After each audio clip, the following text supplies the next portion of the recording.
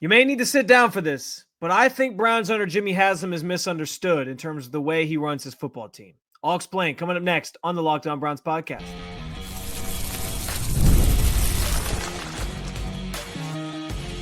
You are Locked On Browns, your daily Cleveland Browns podcast. Part of the Locked On Podcast Network, your team every day. What's up, Dog Pound? I'm Spencer German, your host of the Locked On Browns podcast, and proudly covering your Cleveland Browns each and every single day in the land and on the road. A ranking of how much each NFL owner is trying to win. I think totally missed the boat on Jimmy Haslam. The Browns need to have a clearer picture of their quarterback depth chart by the end of next week, and what I'm watching to the second day of open OTAs for the Browns. First, though, I do want to thank you for being an everydayer at the Locked On Browns podcast, making us your first listen every single day. Remember, you can find Cleveland Browns content with Locked On Browns every week, Monday through Friday, guaranteed with bonus content some weeks on the weekends as well. It's totally free to you. Just hit that subscribe button wherever it is that you listen to your podcast. And, of course, at the Locked On Browns YouTube channel. You can also get involved in the show by sharing your thoughts on anything we discussed today in the comments section. This is your team, so be part of the conversation every single day. And today's episode is brought to you by FanDuel. Right now, new customers get $200 in bonus bets when your first $5 bet wins. The Athletic put out a story last week, actually, that basically was a ranking of all the owners in terms of, as the headline reads, how much does every NFL owner want to win? A team-by-team breakdown of their efforts. And what I thought was interesting about this was like, okay, I understand on the heels of talking about PFS ranking of the best to worst rosters in football, and the Browns ended up 32nd, which I pushed back on and said seems a little too much haterish, if you will, because I just don't think, like, when you have Myles Garrett on your team, when you have other Pro Bowlers like Denzel Ward, David Njoku, etc., Jerry Jeudy, I can't view that roster as a bottom five roster. And so part of this is this idea that, like, the Browns just aren't getting the benefit of the doubt from anybody. Their owner sucks because they had 3 wins last year. Their draft, well, people like their draft. That's not fair, but their roster sucks because they won 3 games last year. Everything they do sucks because they won 3 games last year, and it feels very much like the same old Browns to a lot of people on the outside, especially. And I'm not saying that there's not some truth or there's some flaws in the way that they've done things and the way that they do things at times. Drafting Dillon Gabriel still is something that I was perplexed by. I think everyone was somewhat surprised that he went where he did. So not saying they didn't have their reasons, but like there's certain things that like we still question about the way this organization does its business. And that's fine. That's going to be the case for any fan base and team. But what I think is interesting about where the Athletic had Jimmy Haslam ranked, and he came in basically, this ended up kind of just being more of like a team ranking. And the explanations I thought were interesting, but the Browns were near the bottom of the list. Jimmy Haslam, if you will, was near the bottom of the list. He was like the 8th worst ranked owner. So the Cowboys, Colts, Jaguars, Giants, Jets, Steelers, Titans were all after them.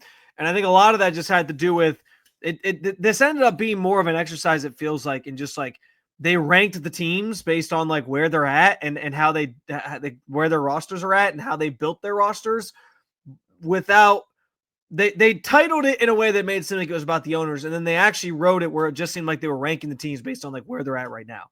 And so the explanation here, Cleveland sold it to the devil by giving up on Baker Mayfield and signing Deshaun Watson to that horrible contract. Yet another Watson injury kept the team stuck in neutral in 2024. A setback in Watson's recovery means the Browns still aren't settled at quarterback. The efforts of owners Jimmy and D. Haslam often feel like window dressing.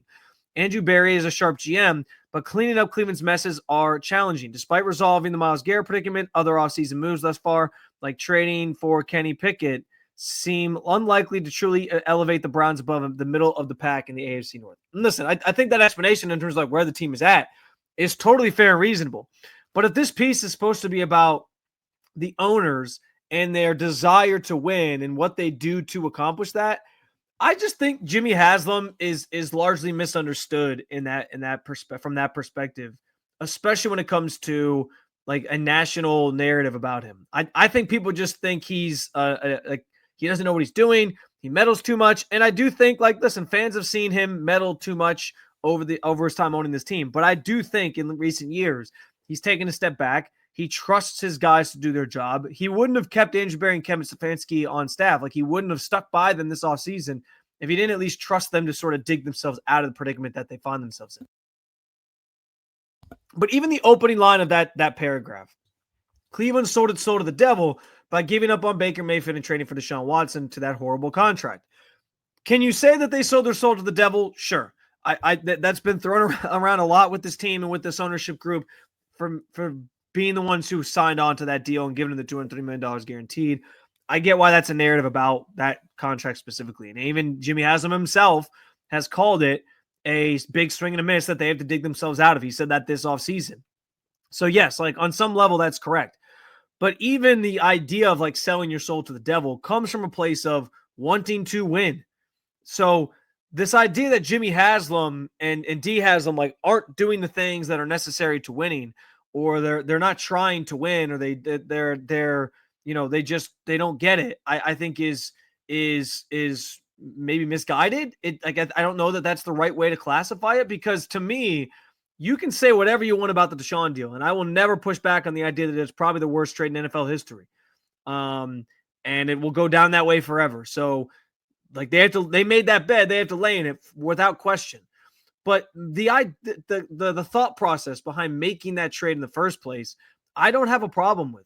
This idea that like your quarterback situation, you weren't sold on Baker Mayfield. There were some immaturity issues there. You wanted to move on.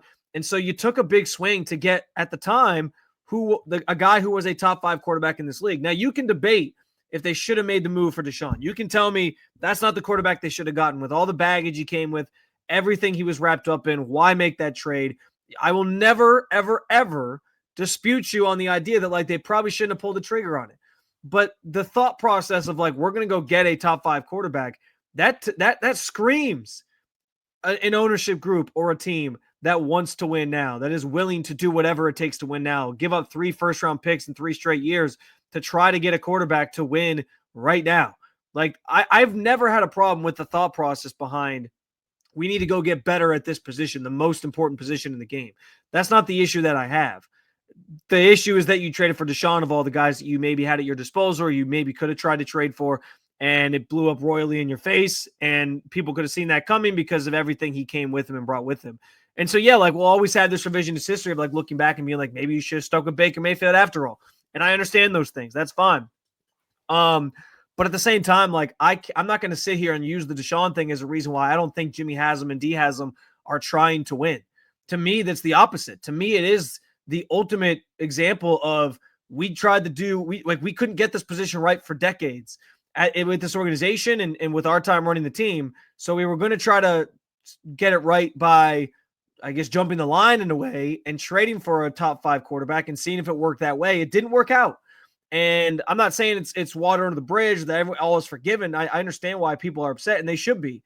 But the thought process behind doing that is not the problem here. And it does speak to an organization that is trying to do everything in their power in that moment to try to win football games. And so for that, I don't blame them. For who they traded for, of course, I blame them. And they probably should have rethought about it. I don't know that they vetted the situation as well as they should have.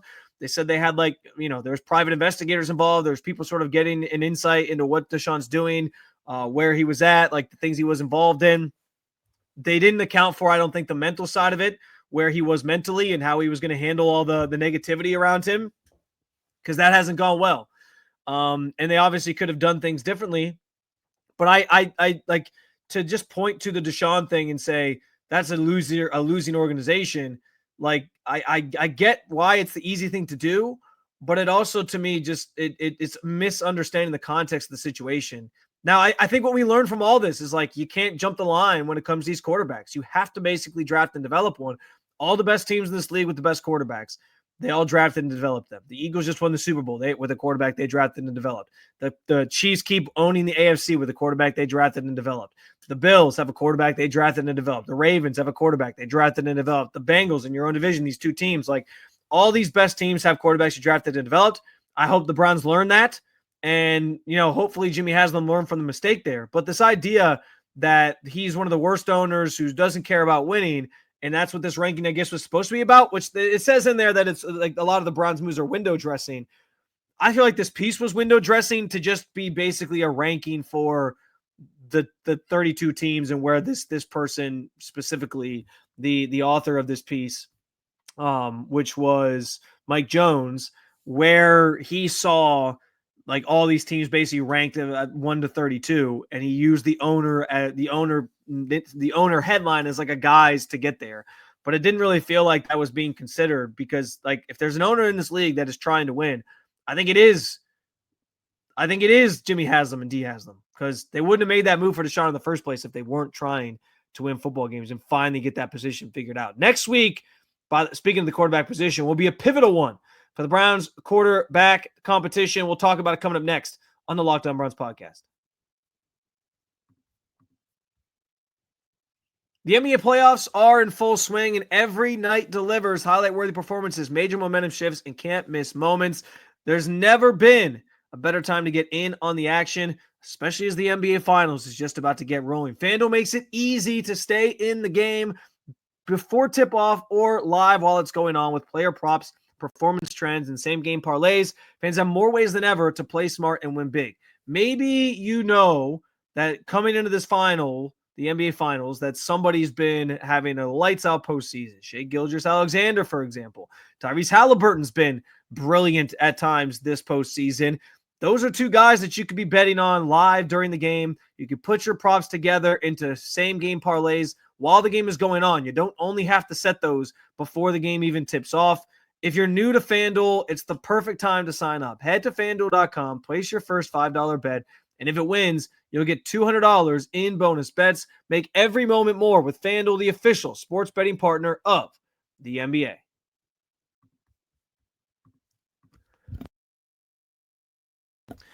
All right, so next week will be a pivotal one in terms of the Browns quarterback competition. The reason I feel this way is this. Like, I'm not saying they're going to have their answer, or they need to have their answer to who's going to start week 1 or anything like that at the end of mandatory minicamp.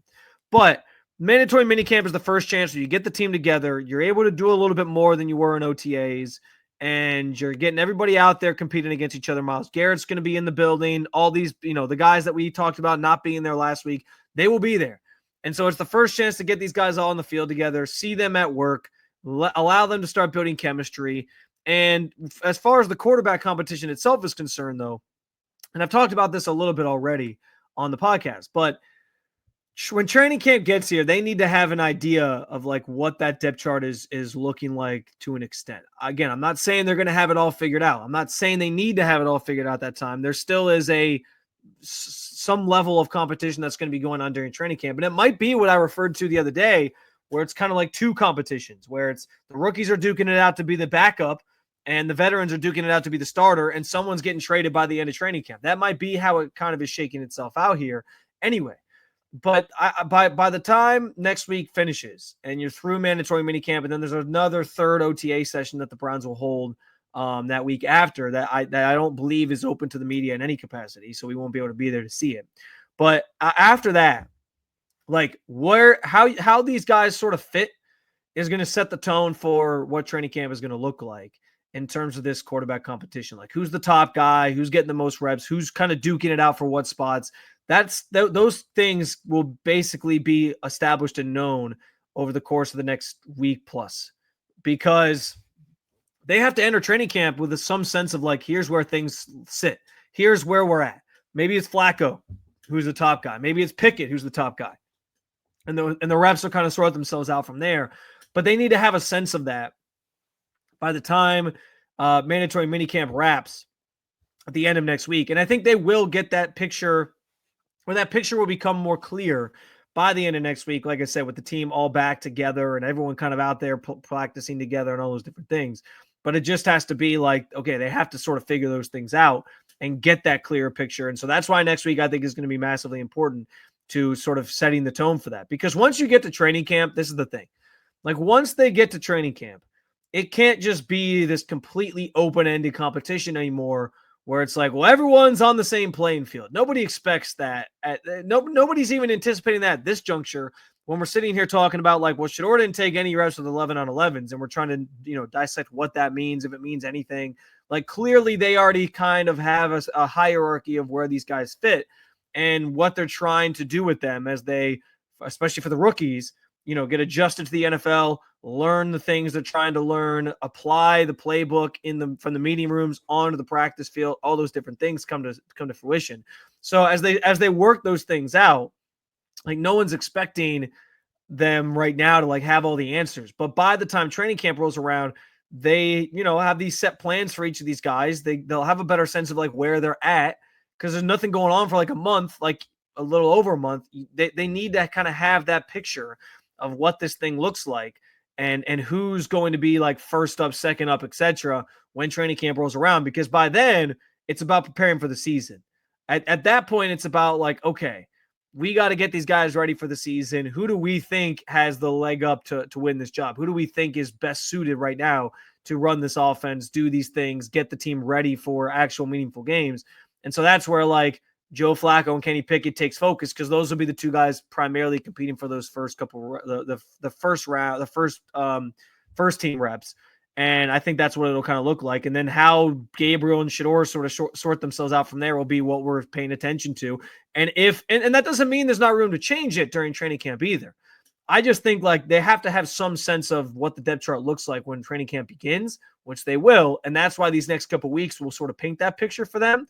And then when they get to training camp, they're off and running. These guys are all in their respective sort of roles right now, but it's subject to change, of course, because if Dillon Gabriel goes out in a preseason game and is lighting it up and playing really well, of course, that means like they will evaluate that. They will take that into consideration as they consider this quarterback room, and maybe he rises up the depth chart. And maybe that does make somebody like Kenny Pickett or Joe Flacco more expendable by the time training camp wraps to be traded, because they know like, well, we like what we've seen from Dillon, or we like what we've seen from Shedeur Sanders, and these two guys are going to be our backups, and we're going to trade one of those guys. That's how I think it sort of plays out, obviously. And that's why the preseason stuff still matters. But when training camp gets here, that is about preparing for the start of the season. And so you have to kind of have things set already. And if they change, they change, but you have to have a sense of what your quarterback room looks like.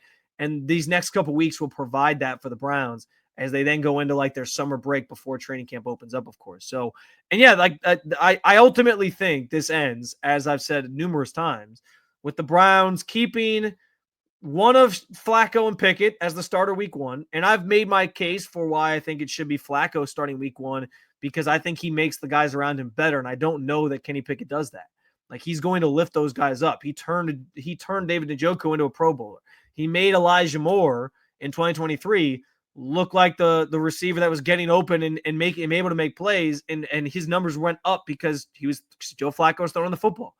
I think he makes them better, and then I think they're keeping the two rookies regardless, because Andrew Berry, frankly, does not move on from his draft picks in year one. He just doesn't do it, and I think he's going to be committed to these guys to sort of seeing this thing through, especially when you have like a unknown quarterback situation or an unpredictable quarterback situation. You don't really have that long-term answer. It makes more sense to keep the young guys anyway. And so I ultimately think it'll end with Kenny Pickett being the guy that gets traded, but we'll obviously see how that shakes out and what this room looks like come training camp, the start of training camp, which we should know here in the coming days or weeks, like what that schedule is going to be and what the games are, or what the open practices are going to be for fans like yourself to go check out. So we'll learn those things. But by the time mandatory minicamp wraps next week, and then I guess that third OTA the week after, this team has to have a sense of like what the pecking order is with that quarterback room before training camp opens, so they can adequately start preparing for the start of the season. Heading out to Berea on this Wednesday, which quarterbacks will I be watching the most at Wednesday's open session? I'll tell you, coming up next on the Locked On Browns podcast.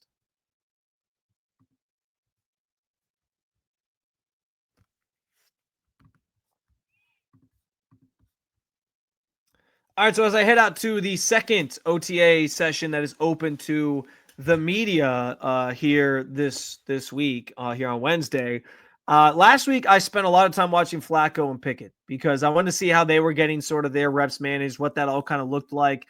And listen, like there's only so much you can take in as one person at a time. And with the quarterbacks sort of on separate fields, I chose to go with the ones and sort of see what those two guys are doing. But I can tell you that on Wednesday today, for This practice session, I will be watching more of the other two quarterbacks, the rookie quarterbacks. I want to see if Shedeur Sanders, who I think has already shown that he's tightened some things up with his mechanics.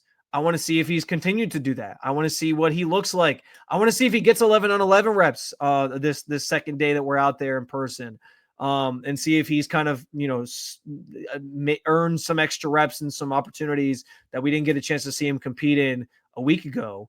And the same thing for Dillon Gabriel. Like, did he earn more 11 on 11 reps? Like, what does he look like? Is he continuing to kind of grasp things and understand things? Because like there were some moments that got highlighted that he didn't look as good in certain portions of practice. So we need to sort of see how that stuff plays out. But I will be keeping a close eye on the rookie quarterbacks, I think, more on Wednesday, just to get a sense of like their progression, where they're how they're developing already, and sort of just change things up from what I watched a week ago with the veterans. The nice thing is, like, next week with the mandatory minicamp, it's more of like a normal practice setting. So you get more of a sense of like everyone's kind of involved. It's not just like yes, there will be like the ones taking the rush with the ones, but it won't be like this. It probably won't be like this split field thing where they have like the two quarterbacks doing stuff and then like they'll do some of that, but it won't be quite as prominent, and they'll be more involved in the entirety of the practice. But for this one, assuming they're still doing that, I want to keep a close eye on the rookie quarterbacks over the veterans this week, because I did the opposite obviously a week ago. I also want to watch Carson Schlesinger. Didn't get a chance to watch him much at the first set of OTAs, the first session that we were out there for. And some of that was just like, I have my eyes elsewhere. I'm only one person. I can only watch one thing at a time. But Schlesinger is supposed to be sort of this next man up at linebacker with Jeremiah Owusu-Koramoah's season over. We don't know if he'll ever play again. And so Schlesinger is kind of meant to fill that void and maybe be this next great linebacker to fill those shoes, which is, those are tough shoes to fill because JOK is great.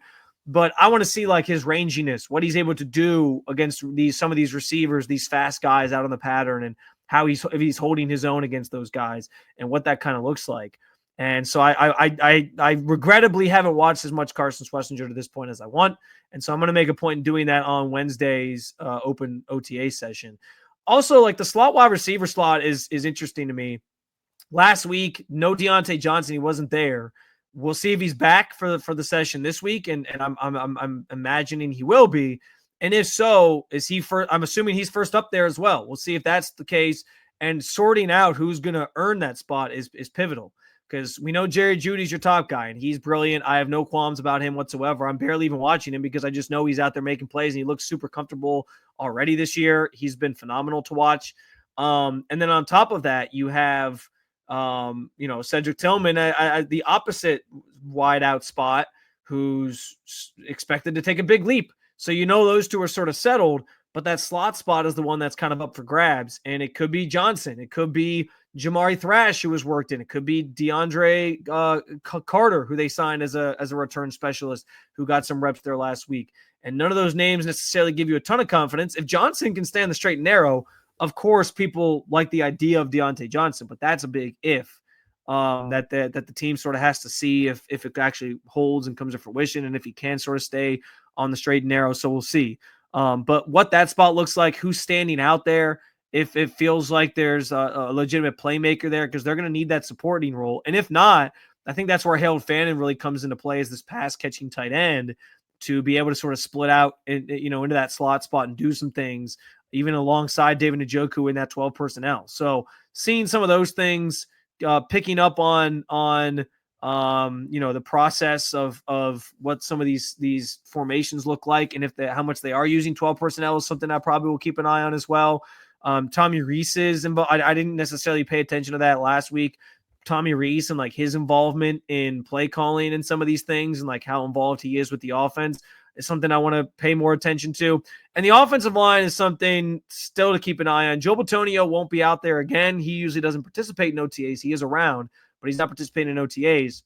So I want to watch more Zach Zinter as the guard of the future, if you will. More DeJuan Jones, who looked extremely healthy last week, and we've already raved about him. I'm super excited to see what he brings to the table, but like, is he continuing to look that way? Is he continuing to look healthier and healthier? Those are all things that I'm going to sort of have my eyes on this next OTA session that is kind of open to the media here. So all good things. The quarterback competition, of course, dominates the storylines as always.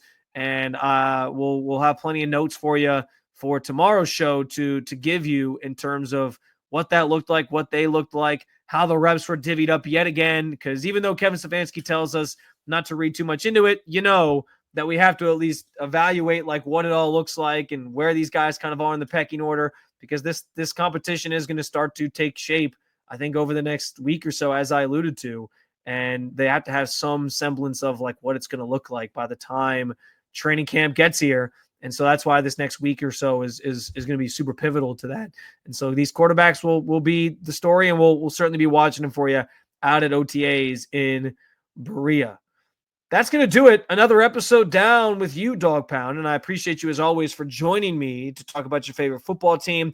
Plenty more to come this week, including, as I said, my notes from the second open session of OTAs. So make sure you hit that subscribe button and make Locked On Browns your first listen every single day. For your second listen, check out Locked On NFL Scouting, or you can keep it local. Check out Locked On Cavs or Locked On Guardians. Thank you for being an everydayer at the Locked On Podcast Network. I will talk to you again real soon, Cleveland. See you.